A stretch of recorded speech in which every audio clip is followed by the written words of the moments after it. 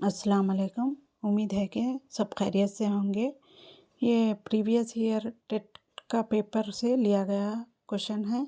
ये 10th class से पूछा गया क्वेश्चन है। देखिए, ग्रामर 10th का ग्रामर है। क्वेश्चन देखिए, इल्मुल आदाद में उर्दू की कीमत है। किसकी कीमत बोल रहा? उर्दू की कीमत है बोल रहा। ऑप्शन 1 देखिए 209, ऑप्शन 2 है 210, ऑप्शन 3 है 211, ऑप्शन 4 है 212। किसकी कीमत मालूम करना है? अब हम लोग उर्दू की कीमत मालूम करना है। अलिफ की कीमत क्या है? यहाँ पे 1 है। रे की कीमत कितनी है? 200। दाल की कीमत क्या है? 4 है। वाव की कीमत क्या है? 6 है।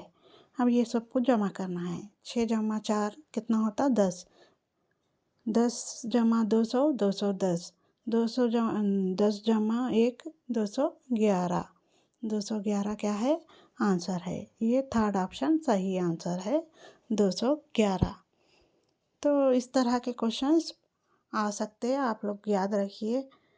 एक बार 10th की उर्दू किताब में देखिए, ग्रामर है। यहाँ पे उर्दू पूछा, नेक्स्ट तालीम पूछ सकता या कुछ भी पूछ सकता।